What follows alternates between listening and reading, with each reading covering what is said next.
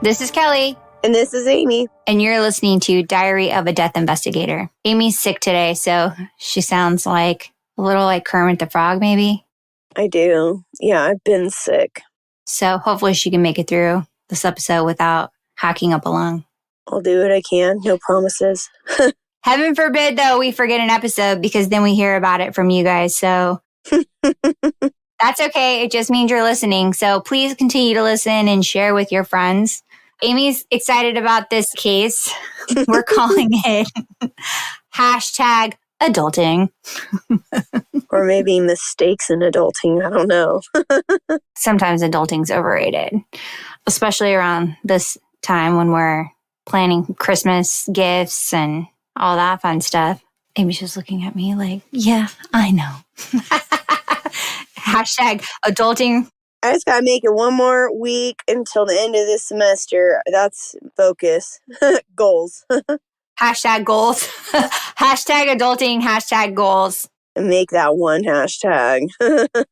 And then we'll be in person. So we'll probably record 2 more over. We use Zencastr. And then maybe if I can get my act together, we'll record in person for Christmas. Those are also goals. We got lots of goals. One thing at a time, Kelly. You're overachieving for what Amy can achieve here. I'm more of a take it one day at a time kind of person. No, I'm a planner. I'm already midway through next year. Yeah, no. Future Amy isn't like that. Or current Amy. And then future Amy is like, man, I wish I would have done that.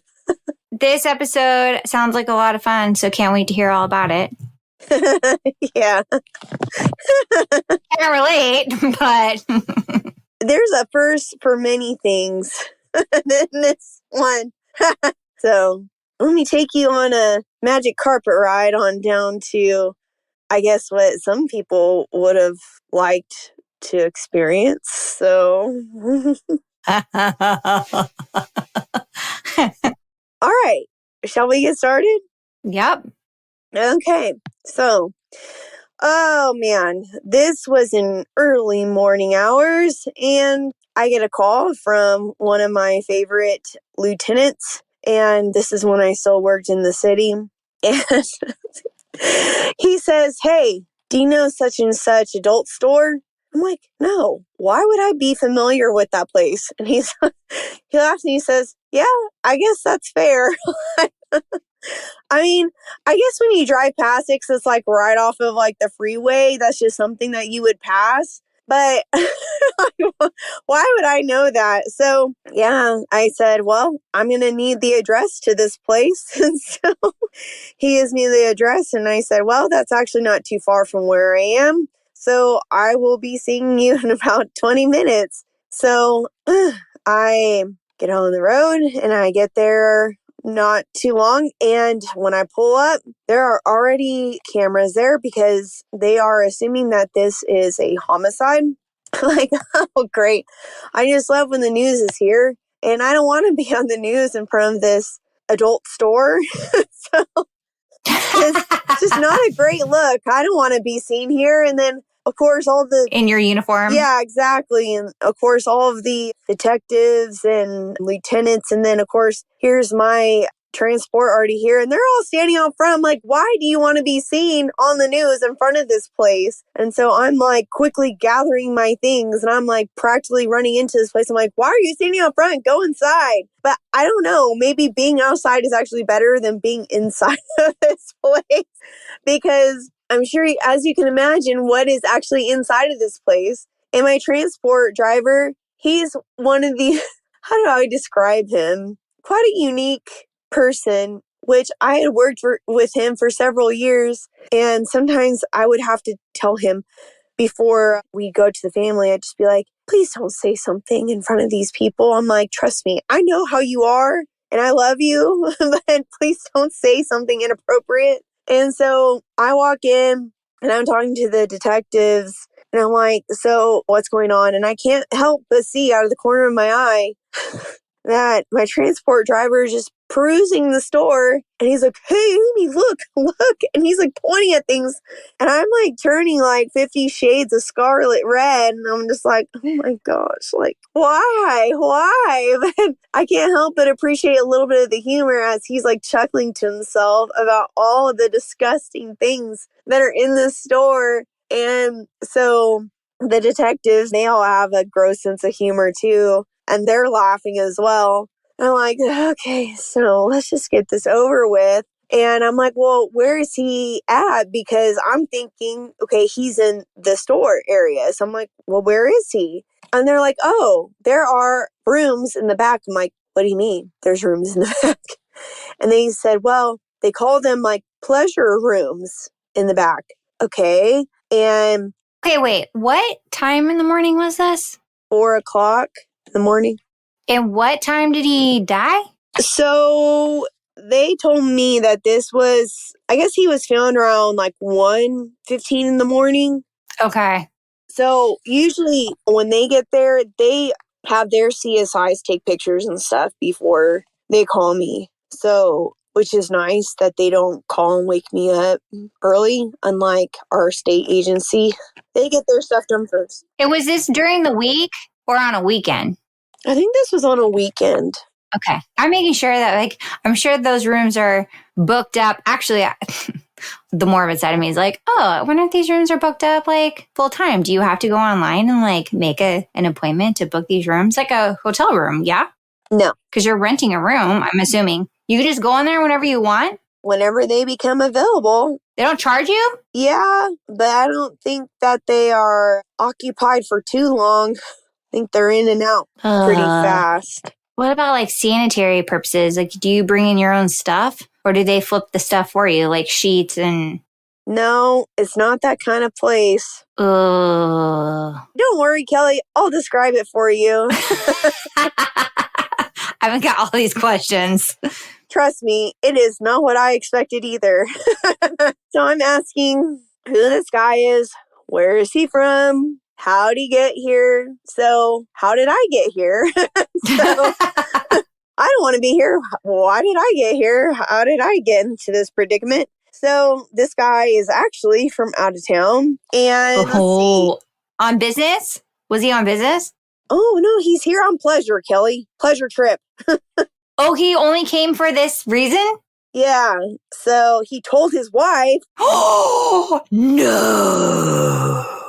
Yeah. He said he was just coming for business trip. So somebody's that business. makes it worse, right? So he was passing through for his fun trip here. And so, of course, they don't really ask anyone for their ideas or anything when they come through. There's kind of like, I always say, mind your business. No one gets hurt kind of thing. Except that somebody did. So, of course, they always have cameras and stuff in the front of the building. Not in these rooms, of course. So, like, okay, well, let's just go ahead and check this guy out. So I walked to the back, and of course, everyone's in the back hallway at this point, and it's like the CSIs and all the detectives and stuff. And I go to put on my gloves and everything, and I'm like, where should I put my bag? And I go to like sit on the floor there, and all of them literally in unison were like, no! I'm like, okay.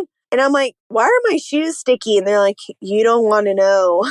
Oh, no. Okay.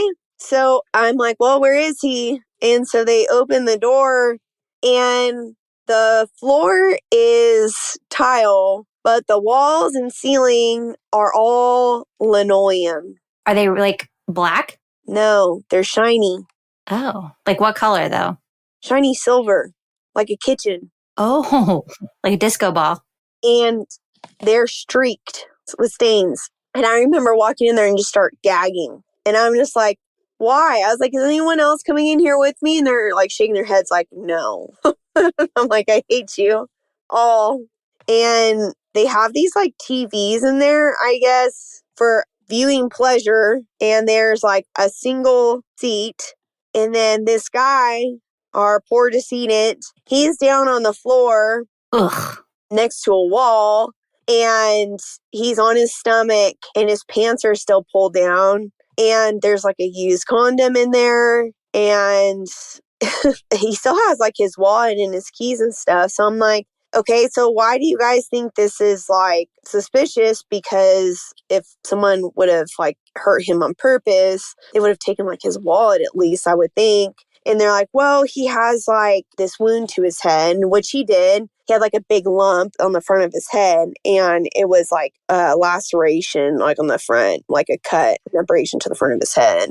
You don't think he could have like fallen off of something because you found him in a corner and then he hit his head? Well, that's what I was thinking. I was like, well, he's right next to the wall. So I'm like, maybe he tripped and fell and hit his head on the wall. I was like, that's completely like plausible. I was like, especially since his pants are still down. Right. So I was like, well, I don't know. I mean, I guess we can still treat this way. But yeah, okay. So we took all of our pictures and everything. I was nice enough to take pictures for everybody because no one else wanted to come in there with me because all the rest of them were literally standing at the door entryway and all watching me, and they were holding my bag for me. And well, that's nice of them. Yeah, so nice of them to do that for me. But one thing I did notice about him is that he was purple from his chest up. And do you remember from a couple weeks ago when we talked about what happens to people that we see typically when they are purple from their chest up and what we call like Tardo spots and petechia? Isn't that when they get choked? Sometimes. Is that when they get choked out or a heart attack? Yes, a heart attack. Oh, science. I know. Look at you learning. You're already better than some of these state agents. So I was like, well, this is a possibility that maybe he could have had that happen to him. So I went ahead and I was like, well, we won't rule that out either. So we ended up going ahead and treating this as suspicious, whatever. And I was like, well, I guess we'll take this used condom as evidence too. I guess I was like, unless you guys want to take this right now. And they're like, we'll pick it up later from your office. I was like, great, thanks.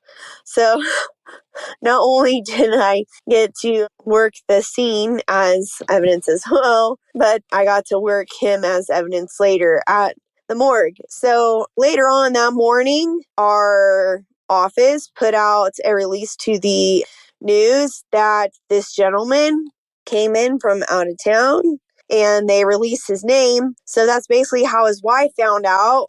Ooh. Oh, that stinks. Yeah, that's how I was like, man, like I really hope that they don't release his name or whatever or where he was at. And that's exactly what they did. Okay, wait, but was he from like out of state or just out of the county? No, he was just from out of the county. He was literally just from like a couple hours away. But that's still a long way. Yeah, I know. So, I mean, this place is like shady. It's literally like right under one of like the overpasses of a freeway. That's so funny because I think they all are. Because if you think of the place that we grew up next to in the, I don't know if you remember this, but there was a place called, I think it was called like Garces Circle or something. Mm-hmm. What is that place called? I don't know, Kelly. I don't frequent those places. But that's one of those things that you always pass the store, but you don't pay attention until you like actually look at it. It's kind of like these massage places that have all the windows boarded up and you're like, what kind of people go there? And then you happy time or right. I've never seen anybody walk in, but then you start looking around at all of them and they're like all like that. And you're like, oh, this is a bit suspicious that they're open at 11 o'clock at night or whatever. Right. And no one's parked out front, but like possibly in the back. It's one of those like 3 girls and something or what. Anyway, it's right off of the freeway. That's what it reminded me of. That's why I was like, oh, okay. Yo, we should have named this Not Here for a Long Time, but I'm Here for a Good Time. Man, poor guy. So yeah, but he did end up dying from a heart attack. Was he older? No, I think he was 52. He's 52.